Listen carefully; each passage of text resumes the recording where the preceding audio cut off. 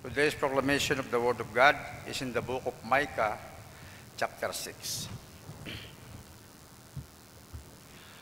Hear now what the Lord says. Arise, plead my case before the mountains, and let the hills hear your voice. Hear, O you mountains, the Lord's remnant, and you strong foundations of the earth. For the Lord has complained against his people, and he will contend with Israel. O my people, what have I done to you, and how have I wearied you? Testify against me. For I brought you up from the land of Egypt, I redeemed you from the house of bondage, and I sent before you Moses, Aaron, and Miriam. With what shall I come before the Lord and bow myself before the high God? Shall I come before him with burnt offerings, with calves of year old? Will the Lord be pleased with thousands of rams, 10,000 rivers of oil? Shall I give my firstborn for my transgression, the fruit of my body for the sin of my soul? He has shown you, O man, what is good. And what does the Lord require of you, but to do justly, to love mercy, and to walk humbly with your God. The word of the Lord. Thanks be to God. Please stand for our responsorial psalm, taken in Psalm 50, and our response. To the upright, I will show the saving power of God. All together. To the upright, I will show the saving power of God. Gather my saints together to me, those who have made a covenant with me by sacrifice. Let the heavens declare his righteousness, for God himself is judge. Response. To the upright, I will show the saving power of God. I will not reprove you for your sacrifices or your burnt offerings, which are continually before me. I will not take a bull from your house, nor goats out of your folds. Response. To the upright, I will show the power of God. What right have you to declare my statutes, or take my covenant in your mouth, seeing you hate instruction and cast my words behind you? Response. To the upright, I will show the saving power of God. These things you have done, and I keep silence. You thought that I was altogether like you, but I will reprove you and set them in order before your eyes. Whoever offers praise glorifies me, and to him who orders his conduct aright, I will show the salvation of God. Response. To the upright, I will show the saving power of God. Glory be to the Father, and to the Son, and to the Holy Spirit. As it was in the beginning, is now, and ever shall be, world without end. Amen. The Holy Gospel of our Lord Jesus Christ according to St. Matthew chapter 12. Glory to you, Lord Jesus Christ.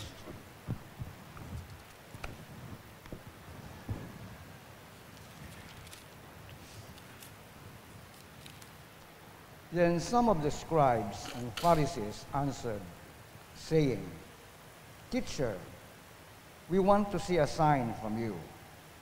But he answered and said to them, An evil and adulterous generation seeks after a sign, and no sign shall be given to it except the sign of the prophet Jonah. For as Jonah was 3 days and 3 nights in the belly of the great fish, so will the Son of Man be 3 days and 3 nights in the heart of the earth. The men of Nineveh will rise up in the judgment with this generation and condemn it, because they repented at the preaching of Jonah. And indeed, a greater than Jonah is here. The queen of the south will rise up in the judgment with this generation and condemn it, for she came from the ends of the earth to hear the wisdom of Solomon. And indeed, a greater than Solomon is here. The Gospel of the Lord. Praise to you, Lord Jesus Christ. Please be seated. As far as I can remember,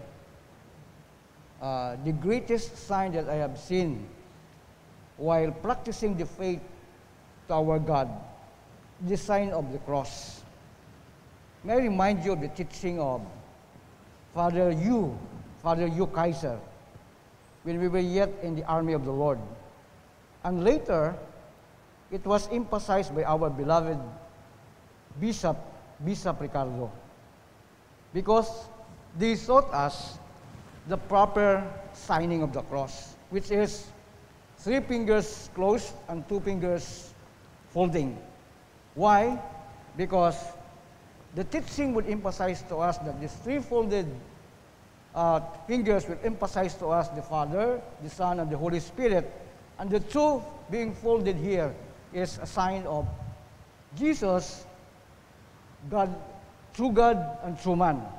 That's why until today, I practice that signing of the cross. I do it this way, in the name of the Father, and of the Son, and of the Holy Spirit. Amen. Our gospel today is a question about the teaching of our Lord Jesus Christ. But he said, greater here you see than Jonah is, nor Solomon is. Aman. Amat mo na sabat ni Ginoong Hesus. Bangod, ro mga tawo nga pangutana ka na, ay ba matsalig ka na? Gina-question man imaw. And this is now our part.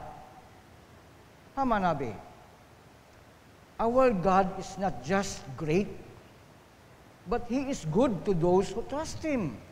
Doon to emphasis it's not because we are signing good signing of the cross or the appearance of our lives, but who is the greatest of all? And I said, kato makaroon nagsagihapon, ay masabat ang akong taong kapangutana kakon, the greatest of all is no other than our Lord Jesus Christ. That's why, kung mag-address ako kay Lord Jesus, I don't just quote His name, Jesus, but I say first, Lord Jesus. Aman, He is the greatest of all. Bukod nabi, halimbawa, we are in a gathering. Tapos, somebody would approach you, who Jesus is to you. Hay, siyempre, makasabot kita ron because sa aton nga pag-practice it atong pagtuo sa Ginoo, hay, use kita nga sabton imo tawo nga He is our Lord. No other than Lord on earth can sustain us except the Lord Jesus Christ. Do you agree with me? What at ibang makasustinir katon? Haman. Kung atong painuhon, ano ro may provide Ginoo katon? He can provide peace to us. Kalinong. He can provide protection to us. He can provide many provisions sa atong pagpangabuhi. Haman, because He is great above all. Greater than Prophet Jonah, greater than the richest man in the world, Solomon. The wisdom of Solomon is great, but the wisdom of God is much, much more greater, which is atong nakita ra sa atong Ginoong Hesus. Ngani, sa atong tsimpo makaron, what would be our identity? Nga makilaga kita ibang taga maba na itong mga tao. Hay, one of those, yung designing of the cross. We do it properly because we understand why we are signing the cross. Higain man na sa Biblia, wa man, wa sa Biblia, it's signing of the cross.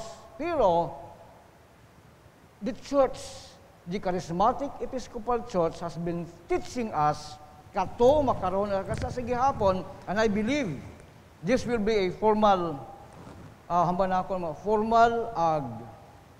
authorized signature of CEC in signing of the cross. Just 3 fingers and the 2 fingers folded. Agod, makita ang identity, it's simbahan. Ano pang identity nga makitaan sa CEC? Kabo-abo. Pero hindi na akong pwedeng ihambal kinyo makaron, ay maubos ang latong oras. No? Pero, importante, we know who is the greatest sign of all sa atong pagpangabuhi. It's no other than our Lord Jesus Christ. Kita na kon, nga rohan ang ginausoy at Ginoo katon, what He requires from us, imaw, being our great and good God, hayo atong pagtuo. Ano ang pagtuo?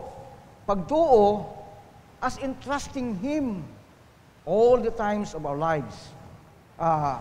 The faith as in dependent on Him and relying on or from His direction.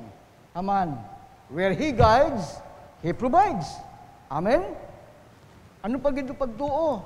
Pero pagtuo as in resting in Him all our cares. Why?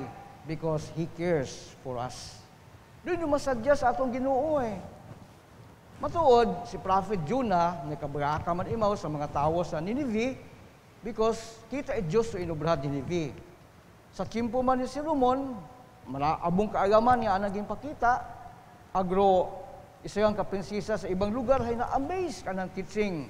But hamba ni Ginoong Hesus, here is greater than Jonah or Solomon. So what is that to us? So kung katon doon, dapat sa atong pagpangabuhi ay, we're not just speaking about who He is, pero atong ginakabuhi kung sino ang Diyos sa atong kabuhi. Haman, abong kapangutan na kung ano rin mahimod Ginoo sa timpo makaron. Ay sa timpo makaron, papindot-pindot lang. Pindot mo cellphone, you got the answer. Pindot mo na to, you have your instant coffee. Pindot ka rin ka to, you have your instant meal. But to God, it's not instant. Bukod ta instant atong Ginoo eh. He has that process. Ang Ginoo, hambal ko nga niya ay, Ginoo has many ways to provide for our needs. And among the ways nga anang pwedeng ika-provide katon, hambal ko nga niya kiina ay, tatlo akong hakita. Rong kalinong, rong protection, ag rong provision. Tatlong kapi. If the world offers or our government offers 4 peace, sa Ginoo, tatlo gat ang kapi. 3 peace ita imaw, pero much more greater than the world can offer. Ratong Diyos ay maalwan, aglaanang ginausoy katon, ay ratong pagtuo. Agod, ratong pagtuo mismo, kung makakomend, ag imaw mismo gahambay, your faith has made you well. Ratong Ginoo, maunugin imo kabahol, ag mauno imo kamayad katon. Ngani pa, sa atong mata, ag sa atong paghiyubot kung sino imaw, kabay, nga mabatian katon, ag makitaan katon. Ngani pa, masadya katon nga, Rosinyalis, iging tao katon Ginoo, ay yung imaw mismo, nga namatay sa cross para naman katon.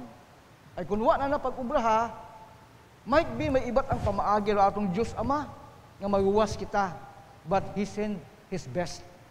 Ang mismong unga, si Ginoong Hesus, gingansang sa cross, namatay, ang 3 adlaw, nabanhaw.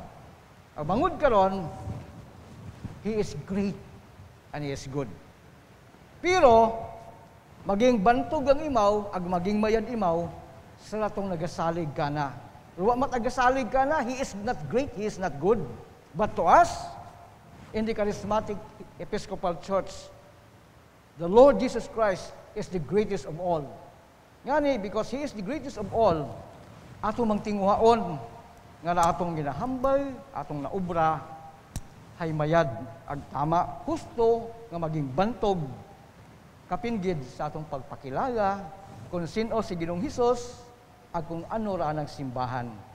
He have given us His church, the Charismatic Episcopal Church. Now we are here in the Church of God. What we need to do, praktisyon nato natong pagtuo. Sa pagdipindi ka na, sa pagsalig ka na, ag sa hamtang, resting in Him, agod. O tawo nga nagausoy man ka na, paagi katon, hay makitan imaw. Amen.